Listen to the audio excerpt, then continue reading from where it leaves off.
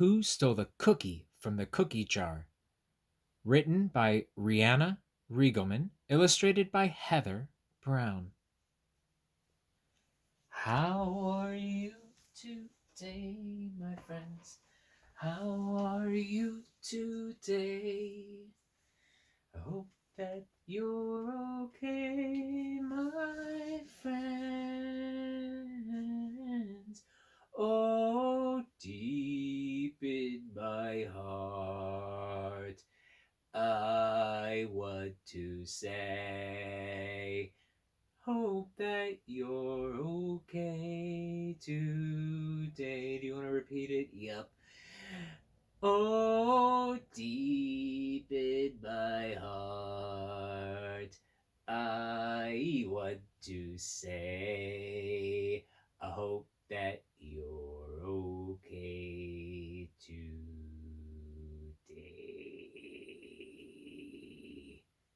That's a hard note to hit at the bottom, isn't it, Perry? Sure is, Greg. Well, hi. How are you? How are you? We're here today to read a really beautiful book, and it's Who Stole the Cookie from the Cookie Jar. Do you know that game, Perry?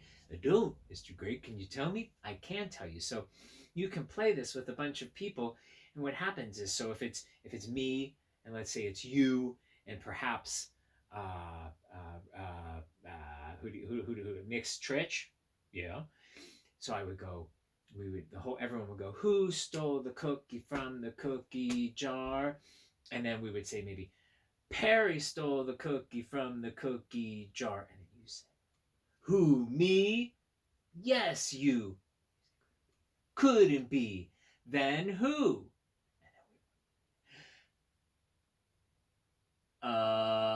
Mixed Trich.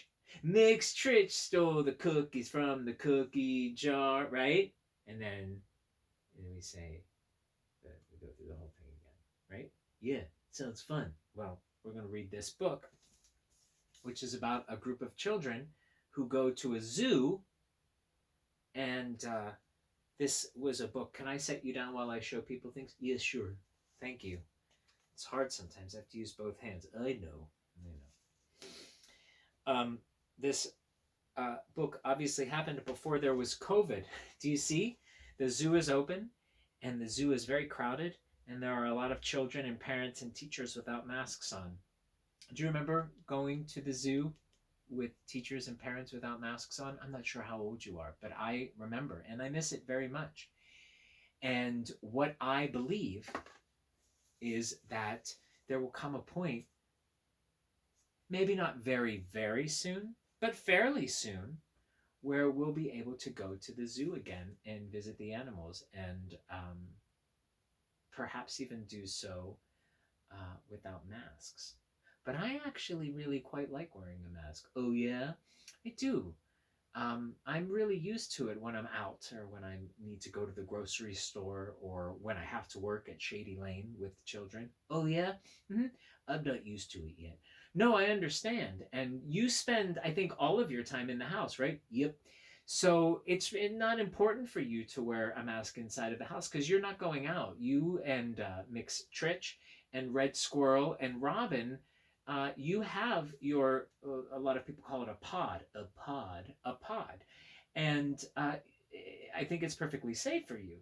But I have to leave the house, and I have to go to work, and then sometimes I have to go grocery shopping, or run other little errands. And so it's very important for me and for everyone else around me to wear the mask. And guess what else? What? There's a vaccine. A vaccine? A vaccine. What's a vaccine? Well, I'll tell you what a vaccine is. It is a vaccine is so if there's many different types of viruses or illnesses, but this one happens to be COVID-19. That's right, COVID-19. And so researchers put a lot of time and money into finding a way to make a liquid that they can put in your arm, and it doesn't give you COVID, but it sort of lets your body know what COVID is. Uh-huh. And then your body, inside your own body, it builds defenses. Like it has a way to fight COVID after you get the vaccine 2 shots of the vaccine. 2? Yeah, it's the one right now is you get a shot and then you wait a few weeks and then you get another, so that then you won't get COVID. Wow. Yeah. Vaccine. A vaccine. So Mr. Greg will be getting the vaccine. Oh, yeah. And we'll still wear a mask when I'm out and about, because it's very important, because until enough people get the vaccine, and it has to be a whole lot of people get the vaccine, it's still important to wear masks and to be socially distant and everything. Oh, yeah. Yeah.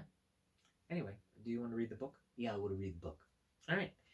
Or do you want me to read the book to you? Yeah, that's what I bet. I want you to read the book to me. All right, Perry. So you can sit here in the chair? Yep. All right. La la la la la la la. Comfortable? Yep. All right. You can see? Yep. All right. So here we go. We can see on the first page there is a zookeeper, and the zookeeper is saying, "Everybody take your places. Today we will meet some brand new faces. A school bus full of kids and teachers is coming here to meet you creatures." You hear that rhyming scheme? It's places, faces, teachers, creatures. So the first 2 words rhyme at the end, and the second 2 words rhyme. Now, I baked 5 cookies just to treat them. Please make sure you do not eat them. That's an interesting one. So instead of doing the rhyme, they repeated them at the end of each sentence. So we'll say that again. I baked 5 cookies, 1, 2, 3, 4, 5, just to treat them. Please make sure you do not eat them. So the them on the top line, where, see, that's THEM. She baked 5 cookies for them. See, here are the children. And she doesn't want you to eat them, meaning certainly don't eat the children, but she's saying don't eat the cookies. Oh my goodness, did you notice something? In this picture, there was a tiger's tail. Do you see that? And then when I turn the page, look there, it's the tiger. Who stole the cookie from the cookie jar? And she says, Tiger stole the cookie from the cookie jar. Who, me? Yes, you. Couldn't be. Well, then who? And then Tiger will say Tiger's little poem. Though some like a treat that's sweet, I'm a tiger, I eat meat. You made 5, now you have 4. You'll have to look a little more. I saw the monkey hanging around. Perhaps that's where it can be found. And of course, there's the monkey hanging around. And in this picture, all of the children are going, see, it says monkey, so they're going to the monkey house. So it looks like that's a theme in this book, a visual theme, that we have the animal who's going to get blamed for eating the cookie, and then the children walking to that animal's house. Who stole the cookie from the cookie jar? Monkey stole the cookie from the cookie jar. You can say this, everybody. Who, me? Yes, you. Couldn't be. Then who? Look at that clever monkey. Now, clever monkey is doing many math equations, also seems to like bananas, but it seems here that monkey has put a question mark here, meaning cookie jar minus cookie equals, do you see who he's going to blame? Who's he going to blame? That's right, giraffe. All right, let's hear monkey's poem. I swear I didn't take the loot. I don't eat cookies, I only eat fruit. There were 5 and 3 remain. Now let me think, I'll use my brain. Now here's a thought, and please don't laugh. Have you questioned the giraffe? There are the children going to the giraffe house. And here we see 1, 2, 3 cookies. And here are crumbs where a cookie used to be, and crumbs where a cookie used to be. This is a funny picture, I think. See, giraffe is sitting and having tea, and is very tall, and the table has to be tall, so the smaller Zookeeper has to climb up a ladder so she can say, "Who stole the cookies from the cookie jar?" "Giraffe stole the cookie from the cookie jar." And Giraffe says, "Who, me?" "Yes, you." "Couldn't be." "Then who?" Giraffe's holding a leaf and having a cup of tea. Do you see who's to blame? That's right, it looks like an alligator, or perhaps a crocodile. But Giraffe will let us know in Giraffe's poem. "Heavens, no, I'm not the thief. I do prefer a tasty leaf."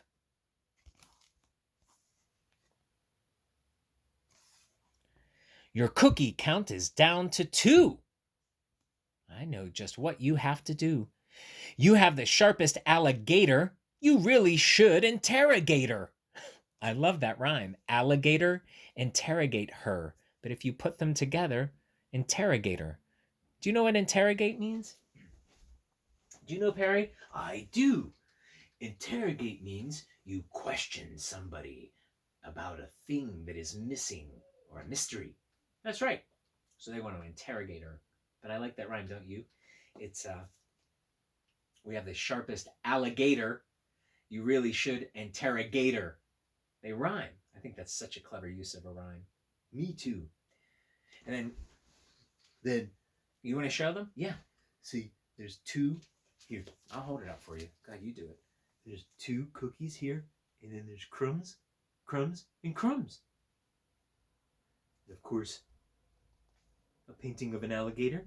And over here, the children are going to... That's right, the alligator house. Thanks, Perry. You're a very good book reader. Thanks. You should let Perry read a book sometime. Oh, looks like a detective, huh? Do you know who Sherlock Holmes is? It's a detective from a book. He's wearing a detective's hat and a detective's cape, and he has a magnifying glass, and he's looking at crumbs. However, oh, come on. It doesn't like to focus sometimes. Who stole the cookie from the cookie jar? Alligator stole the cookie from the cookie jar. Who, me? Yes, you. Couldn't be. Then who? Uh-oh. Do you see the pictures? Can you make a guess? I think it's quite easy now, but let's let Alligator tell Alligator's poem. Though some may think I'm not evolved, I know how this case can be solved. You had 5 cookies, now there's 1, and very soon there will be none. I think the answer you've been needing... And there's 3 dots. Those are ellipses, and that means something is coming on the next page. Is that the children have been feeding. And the children say, oh, come on, Mr. Focus. We stole the cookies from the cookie jar. We didn't mean to cause a fuss, but we guess they were for us. We all love your little zoo, and we brought treats for each of you. So let's see what's happening. Here we have Mr. Hippopotamus, and there's a lovely young person bringing Mr. Hippopotamus a bowl of grass. And here we have a penguin, and the penguin has... I wish this would focus. I'm coming in close for a focus, and I can't get it, Mr. Phone. My phone is very frustrating today. Mr. Alligator has a fish, and the monkey, the very clever monkey, has gotten bananas. Now, this is an interesting creature. I think, is this an aardvark or an anteater? He's got maracas, and he's dancing, and he's getting a twig. And in the back here is the camel. And the camel, see, it's getting a bucket of water. And there's the tiger. He's getting a bag of beef jerky. And Polly won a cracker. Although Polly here, the parrot, wants seeds. And then here, look at that, a whole salad for the giraffe, who also has a crown and beads. So the giraffe is still dressed. And then the tiger seems to have a scarf. And the parrot has a pirate hat. And it looks like, of course, the aardvark is out of focus as usual. And Mr. Camel is working out. He's got headband on. And I think the hippo has an artist's hat on. He might be an artist and a detective. So each of the animals in this book also was a thing that I had not noticed before I read the book. I really apologize for the camera not focusing as much as I wanted it to. But is that we not only had the little trick of showing you who was going to get blamed next and where the children were going, and we also saw the cookies start to slowly disappear and leave crumbs. It turns out that each of the animals had a job, right? So here the tiger is a knitter. I didn't even point that out. Tiger is a knitter, knitting scarves. And the monkey is a professor. And the giraffe is a queen or a princess having tea. Of course, the alligator is a detective. And then hippopotamus is an artist. And fitness camel. And pirate parrot. The pirate parrot. And the tiger has the scarf that the tiger knit for the tiger's self. And it looks like the penguin has a bandana around his head, and perhaps he is some. Sometimes I see people who make sushi will wear bandanas like that, and because the fish has, I mean the penguin has a fish, maybe he's a sushi chef. That's a tough word to say. Sushi chef. I'm going to try to say it with me. We're going to try to say it 5 times.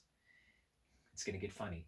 Sushi chef, sushi chef, sushi chef, sushi chef, sushi chef. It goes to sushi chef every time. All right, Perry, let's say goodbye to everybody. Goodbye, everybody, goodbye. I like your song.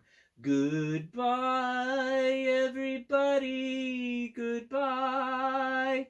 It was nice to see you today.